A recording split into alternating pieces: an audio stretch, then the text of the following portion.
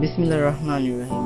আশা করি আপনারা সবাই ভালো আছেন। নিয়ে আসলাম সাপ নিয়ে জানা অচেনা রহস্যের কিছু কথা, যা আপনারা জেনে অবাক হবেন। যদি চ্যানেলে নতুন হয়ে থাকেন তাহলে দয়া করে সাবস্ক্রাইব করবেন এবং আমাদের পাশে থাকবেন। সাপ,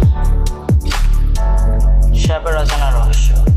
সাপ নিয়ে মানুষের কৌতূহলের কোনো শেষ নেই, কিন্তু এমন অনেক কিছু আছে যা বেশিরভাগ মানুষের অজানা। চলুন জেনে নিই সাপের কিছু রহস্যময় তথ্য যা আপনাকে অবাক করবে। সাপের কান নেই, কিন্তু তারা শুনতে পায়। হ্যাঁ বন্ধুরা, সাপের কোনো কান নেই এই মানে না যে তারা শুনতে পারে না। অবশ্যই তারা শুনতে পারে। তারা শুনতে পারে, তাদের চোয়ালের হাড় কম্পন বা ভাইব্রেশন অনুভব করতে পারে। এই কম্পন তাদের ভিতরে কানের হাড়ের স্থানান্তরিত হয়, যার ফলে তারা বুঝতে পারে যে কাছাকাছি কোনো শব্দ বা নড়াচড়া হচ্ছে। তারা দ্রুতই সেটা টের পায়, যে কোনো নড়াচড়া। সাপের বিষ আসলে এক ধরনের বিশেষ লালা। সাপের বিষ আহামরি কোনো কিছুই নয়, এটি একটি বিশেষ লালা। সাপের বিষকে আমরা সাধারণত ভয় করি ভয়ঙ্কর কিছু হিসেবে, কিন্তু এটি মূলত একটি পরিবর্তিত লালা। বিষ গ্রন্থির সাপের মুখের উপর চোয়ালে অবস্থিত। এই লালা বিভিন্ন প্রোটিন ও এনজাইম দিয়ে তৈরি, যা শিকারকে দ্রুত হজম করতে সাহায্য করে এবং প্রতিরক্ষা হিসেবেও কাজ করে।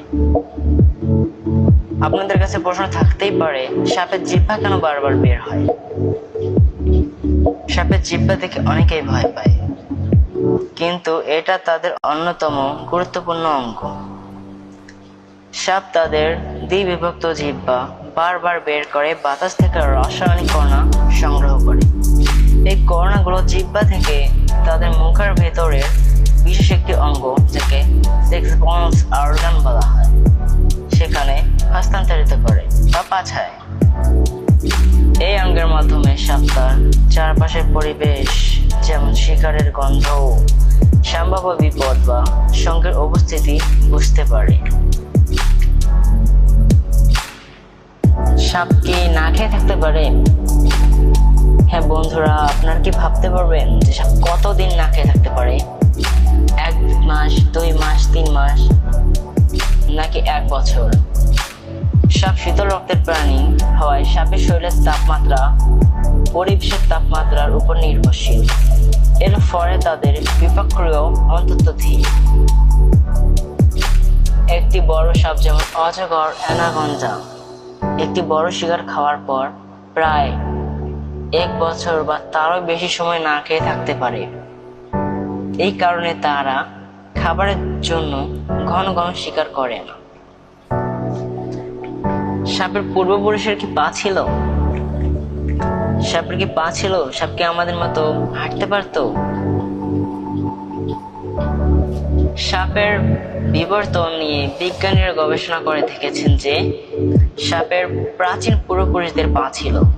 জীবাশ্ম থেকে প্রাপ্ত প্রমাণ অনুযায়ী প্রায় 9,80,00,000 বছর আগে সাপের মতো সরীসৃপের অঙ্গ ছিল, যা সময়ের সাথে সাথে হারিয়ে গেছে।